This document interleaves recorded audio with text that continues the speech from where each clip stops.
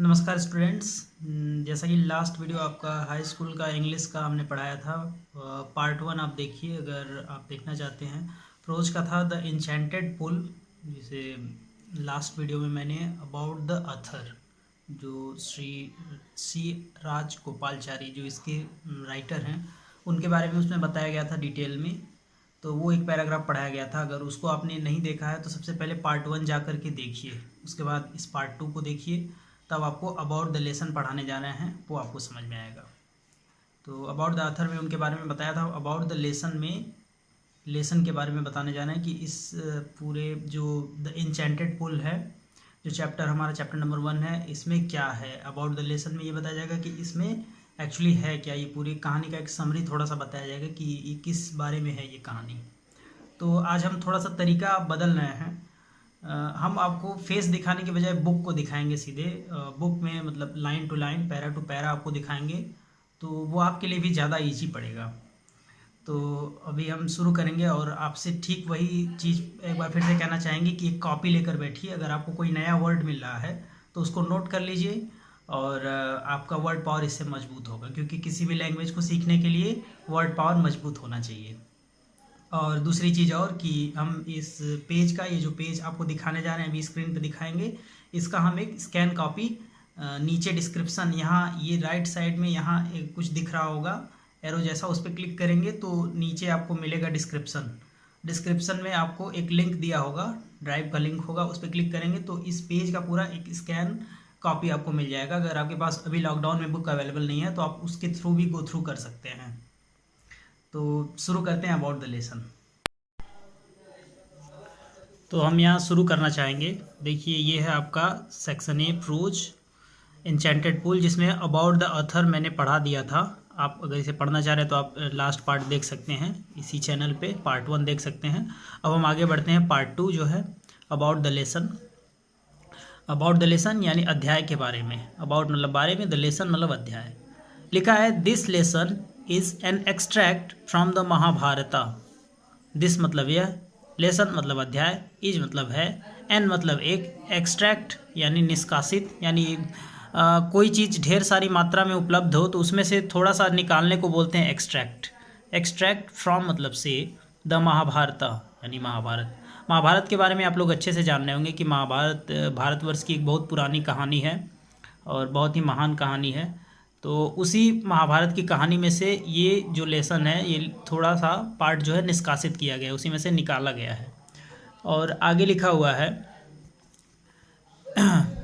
It reflects the character of Yudhishthira.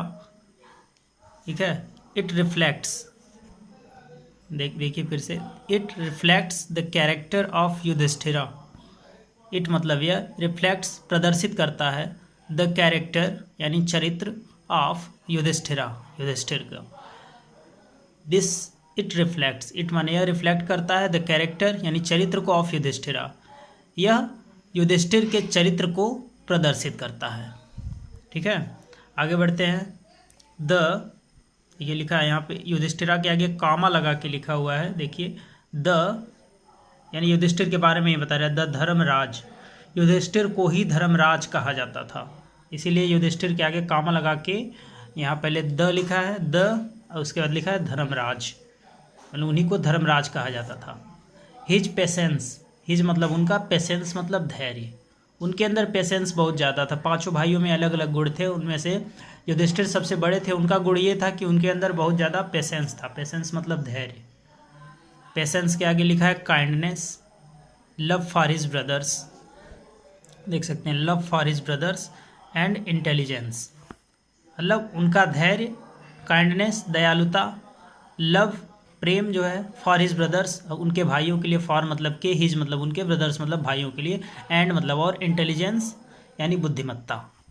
यानी उनकी क्या क्या क्वालिटी थी, उनके अंदर पेशेंस था, धैर्य था, दयालुता थी, प्रेम था, प्रेम फॉर हिज ब्रदर्स, उनके भाइयों के लिए जो प्रेम था वो इसमें प्रदर्शित हो रहा है, एंड इंटेलिजेंस और बुद्धिमत्ता। आगे जब आप कहानी पढ़ेंगे तो ये सारी चीज़ें आपको नजर आएंगी युधिष्ठिर के बारे में। He pleased Yaksha by giving satisfactory answers to his questions. देखिए ही प्लीज्ड, ही प्लीज यानी उन्होंने प्रसन्न किया, प्लीज मतलब प्रसन्न करना, ही मतलब वह प्लीजेज लिखा है, प्लीजेज मतलब प्रसन्न करते हैं, देखिए इंडिफिनिट का है ये, ही प्लीजेज वह प्रसन्न करते हैं, यक्षा यक्ष को, बाई मतलब द्वारा, गिविंग मतलब देकर, सेटिस्फैक्ट्री माने संतोषजनक, आंसर यानी उत्तर, टू हिज यानी उनके क्वेश्चंस यानी प्रश्नों के, यानी कि उन्होंने क्या किया, यक्ष को सही भली प्रकार का उत्तर दे करके प्रसन्न कर दिया उनके प्रश्नों का, यक्ष चूंकि प्रश्न पूछ रहे थे तो वही ही प्लीजेज वो प्रसन्न करते हैं यक्ष को by giving satisfactory answer to his questions, उनके प्रश्नों का सही जवाब दे करके, संतोषजनक जवाब दे करके उन्हें प्रसन्न करते हैं। फिर आगे लिखा है the Yaksha was pleased with Yudhishthira's impartiality, लिखा है द यक्षा यानी यक्ष, वाज मतलब था, प्लीज्ड प्रसन्न हुआ, विथ युधिष्ठिराज इम्पार्शियलिटी, युधिष्ठिर का जो इम्पार्शियलिटी का मतलब होता है, हम इसे मोड़ लेते हैं, अब ज़्यादा समझ में आएगा। लिखा है the Yaksha was pleased with Yudhishthira's impartiality, Yaksha माने यक्ष, वाज माने था, प्रसन्न हुआ, प्लीज्ड मतलब प्रसन्न हुआ, विथ मतलब साथ, युधिष्ठिर इम्पार्शियलिटी, युधिष्ठिर का जो पार्शियलिटी का मतलब होता है किसी के लिए किसी के पक्ष में बोलना, यानी कि पार्शियल होना, पार्शियल का मतलब होता है कि जैसे अगर दो लोगों की लड़ाई हो रही है, ध्यान दीजिएगा ये वर्ड जो है इम्पार्शियलिटी लिखा हुआ है, इस वर्ड का मतलब होता है, ये इम्पार्शियलिटी लिखा है, पार्शियलिटी वर्ड का मतलब होता है कि किसी के पक्ष में बोलना, दो लोगों की लड़ाई हो रही हो तो उनमें से किसी एक के पक्ष में बोलने को बोलते हैं पार्शियलिटी, लेकिन यहाँ इम्पार्शियलिटी मतलब वो किसी का बिना पक्ष लिए उनका उत्तर दे करके यक्ष को प्रसन्न कर दिए, तो वही चीज़ लिखा है यक्षा was pleased with Yudhishthira's impartiality, यक्ष प्रसन्न हो गए युधिष्ठिर के बिना किसी पक्ष लिए, मतलब जिस तरह से न्यायाधीश होते हैं बिना किसी का पक्ष लिए दोनों की सुनते हैं, उसी तरह से उनकी इम्पार्शियलिटी को देख करके वो काफ़ी प्रसन्न हो गए। आगे लिखा है द यक्षा वाज यमा, द यक्षा यानी जो यक्ष था, वाज मतलब था, यमा मतलब यम का नाम आप लोग सुनेंगे, बोलते हैं यम के दूत हैं, जब किसी की मृत्यु आती है तो लोग कहते हैं यम के दूत आता नहीं, यम जो होते हैं वो जब किसी की मृत्यु आती है तो अपने दूत भेजते हैं, तो उसी को यम बोलते हैं। तो यक्ष जो था वो यम था, यक्षावाज Yama the lord of death, the मतलब द लॉर्ड यानी भगवान, लॉर्ड मतलब ईश्वर को लॉर्ड भी बोलते हैं गॉड के अलावा, द लॉर्ड ऑफ डेथ मतलब मृत्यु के देवता, नोट करते जाइएगा, लॉर्ड ऑफ डेथ यानी मृत्यु के देवता, who had taken the form of यक्षा, who had taken, यहाँ परफेक्ट टेंस का है ये, हु हैड टेकन जो लिए थे, द फॉर्म मतलब रूप, ऑफ यक्षा यक्ष का रूप लिए थे, यक्ष का रूप धारण किए थे, टू सी युधिष्ठिरा, टू सी मतलब देखने के लिए, युधिष्ठिरा माने युधिष्ठिर को, and test his knowledge, test मतलब परीक्षा करना चाहते थे, हिज नॉलेज उनके ज्ञान का, युधिष्ठिर को देखने के लिए और उनके नॉलेज को टेस्ट करने के लिए, नॉलेज मतलब जानकारी, जो उनके पास जानकारी थी, टेस्ट मतलब परीक्षा करने के लिए, यानी उनके जानकारी का परीक्षण करने के लिए और उनको देखने के लिए उन्होंने यक्ष का रूप लिया था। किसने लिया था? यम ने लिया था। Being satisfied with his answer, being मतलब होकर, सेटिस्फाइड मतलब संतुष्ट, विथ हिज आंसर, विथ मतलब साथ, हिज मतलब उनके, आंसर मतलब उत्तर उन बीइंग सेटिस्फाइड मतलब संतुष्ट होकर, विथ हिज आंसर उनके उत्तर से, ही ब्लेस्ड उन्होंने आशीर्वाद दिया, हिम उनको, एंड डिसअपियर्ड और अंतर्ध्यान हो गए। डिसअपियर मतलब, अपियर मतलब प्रकट होना और डिसअपियर मतलब अंतर्ध्यान हो जाना। अंतर्ध्यान हो जाना जब देवता लोग प्रकट होते हैं उसके बाद अंतर्ध्यान हो जाते हैं, तो उसी को डिसअपियर बोलते हैं। डिसअपियर मतलब जो चीज़ न दिखे उसे डिसअपियर बोलते हैं। अपियर मतलब दिखना और डिसअपियर मतलब नहीं दिखना, तो यहाँ डिसअपियर हो गया, अंतर्ध्यान हो गया। Being satisfied with his answer, उनके उत्तरों से संतुष्ट होकर उन्होंने उनको आशीर्वाद दिया और अंतर्ध्यान हो गए। ये हो गया आपका एक पैराग्राफ। और अगले पैराग्राफ पे बढ़ते हैं। Yudhishthira waited for his brothers, Yudhishthira, अब ये थोड़ा सा कहानी के बारे में बता रहा है कि ऐसा क्या हुआ था। Yudhishthira waited for his brothers, Yudhishthira अपने भाइयों का इंतजार किए। युधिष्ठिरा में युधिष्ठिर वेटेड मतलब इंतजार किए, फॉर हिज ब्रदर्स अपने भाइयों का, हिज मतलब उनके, ब्रदर्स माने भाइयों, इन एंजाइटी, इन मतलब में, एंजाइटी मतलब चिंता, एंड थर्स्ट और प्यास। एंजाइटी मतलब चिंता होता है, एंड थर्स्ट और प्यास। एक्चुअली लोगों को प्यास लगा था तो भाइयों को एक एक करके भेजे थे कि जाओ यहाँ पे कहीं नज़दीक में तालाब है और पानी लेकर आओ। तो सारे पांचों चले गए थे और वो अभी तक आए नहीं थे, तो उसी चिंता में और प्यास में ये बैठे हुए थे, हो गए। ठीक है, can they have been subjected to a curse.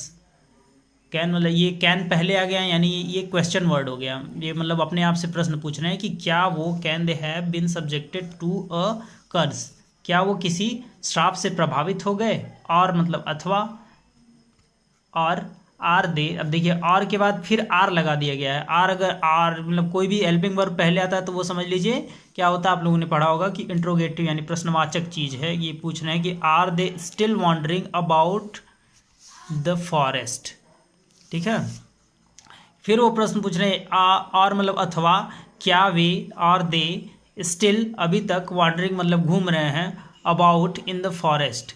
Wandering about मतलब घूम रहे हैं, इन द फॉरेस्ट जंगल में, इन सर्च ऑफ वाटर पानी की खोज में। ठीक है, मतलब अभी उनके दिमाग में तमाम प्रश्न आ रहा है कि कहीं किसी ने कोई श्राप तो नहीं दे दिया, या अभी तक वे जंगल में पानी की तलाश में घूम रहे हैं। ठीक है, कैन दे हैव फेंटेड। क्या कैन फिर से आ गया, कैन मतलब क्या, दे मतलब वे, हैव फेंटेड। फेंटेड मतलब बेहोश हो गए, फेंट का सेकंड फॉर्म है फेंटेड, थर्ड फॉर्म है, ये हैव के साथ आया है। हैव फेंटेड बेहोश हो गए। और अथवा डेड ऑफ थर्स्ट। डेड मतलब मर गए, ऑफ थर्स्ट मतलब प्यासे। क्या मतलब अब उनके दिमाग में तमाम चीज़ें आ रही हैं कि कहीं ऐसा तो नहीं हुआ कि वे बेहोश हो गए या प्यास से मर गए। डेड ऑफ थर्स्ट प्यास से मर गए। अब सारी चीज़ें उनके दिमाग में चल रही है, वो परेशान हो रहे हैं क्योंकि आने रहे। तो फिर आगे लिखा हुआ unable to bear this thoughts.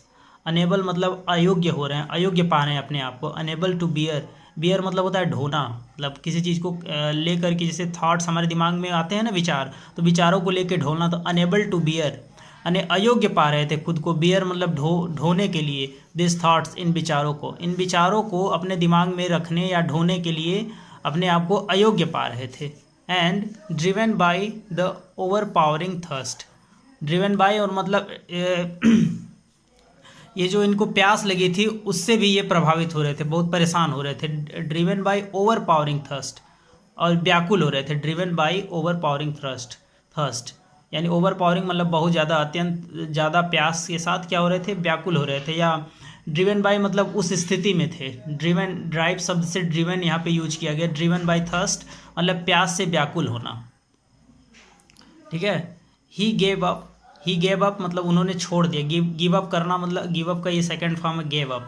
He gave up उन्होंने छोड़ दिया, क्या करना छोड़ दिया, वेटिंग मतलब इंतजार करना। And started out to look for his brothers.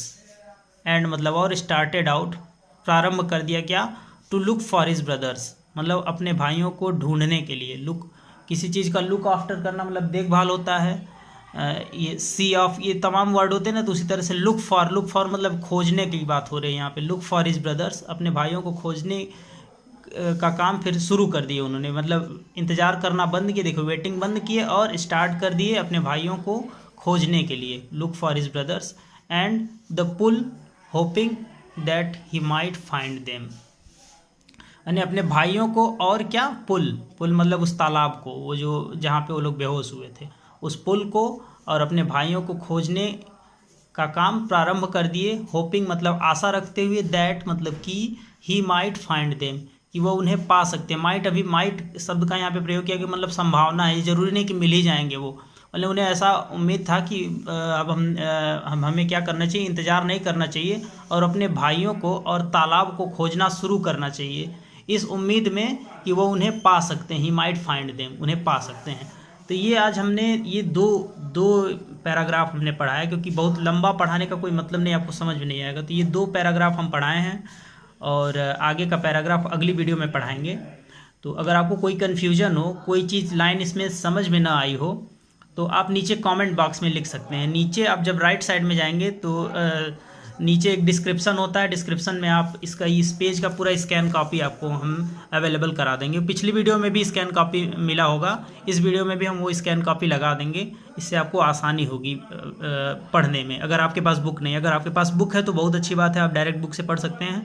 दूसरा चीज़, जो भी कन्फ्यूजन हो वो आप नीचे कॉमेंट बॉक्स में लिख सकते हैं। इस चैनल को सब्सक्राइब भी करिए, ताकि आपको जैसे ही अगला वीडियो पड़ेगा तुरंत नोटिफिकेशन आ जाएगा यूट्यूब से और आपको तुरंत पता चल जाएगा। अगर आपको वीडियो अच्छा लगा तो उसे लाइक भी करिए, और अगर आप किसी अपने दूसरे फ्रेंड को दिखाना चाहते हैं, पढ़ाना चाहते हैं, तो उसे भी शेयर करके इसे आसानी से उन्हें पढ़ा सकते हैं। अगर उनको लॉकडाउन में दिक्कत हो रही है या वैसे भी ऑनलाइन कोई पढ़ना चाहता है तो पढ़ सकता है।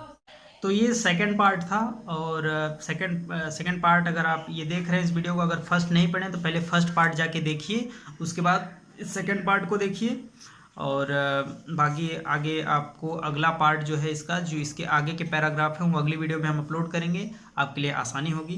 तब तक वेट करिए, सब्सक्राइब कर लीजिए चैनल को, बेल आइकन को दबा दीजिए, इससे आपको आसानी से अगली वीडियो आएगी तो नोटिफिकेशन आ जाएगा। और बाकी वेट करिए अगले पार्ट का। Thank you.